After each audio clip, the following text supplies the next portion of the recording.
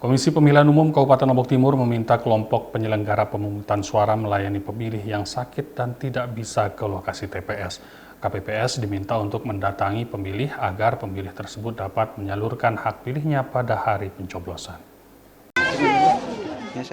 Tahapan pungut hitung pada pelaksanaan Pilkada 2024 jatuh pada tanggal 27 November mendatang.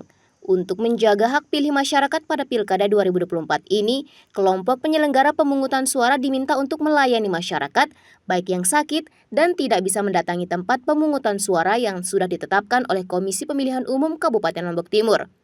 Sesuai data yang ada, jumlah daftar pemilih tetap yang telah ditetapkan oleh KPU sebanyak 994.467 pemilih dan jumlah TPS sebanyak 1.913 lokasi yang tersebar di Lombok Timur.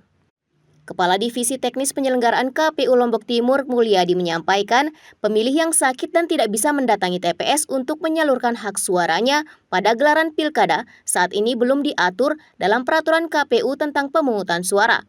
Sesuai pengalaman pada pelaksanaan pemilu maupun Pilkada yang dulu, pemilih yang sakit dan tidak bisa mendatangi TPS, petugas KPPS harus mendatangi pemilih ke rumahnya dan melayani pemilih dalam menyalurkan hak pilihnya.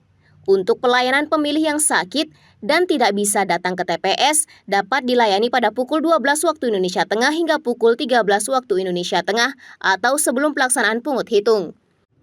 Adapun teknis pelayanannya, 2 orang petugas KPPS mendatangi pemilih ke rumahnya dan memberikan surat suara pilkada, serta proses pencoblosan dilaksanakan di rumah pemilih dengan persyaratan KPPS harus memberitahukan dan mengikut sertakan pengawas dan para saksi pasangan calon.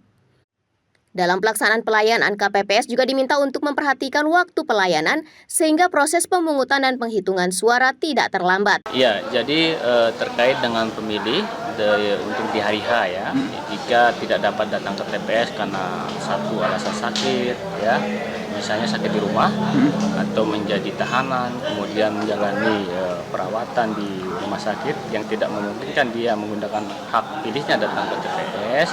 Ini kalau di PKPU 7 tahun 2024 itu tentang pemungutan dan penghitungan suara itu belum diatur. Kemungkinan ini nanti akan diatur di petunjuk teknis terkait dengan pelayanan bagi pemilih kita yang sakit berada di rumah itu.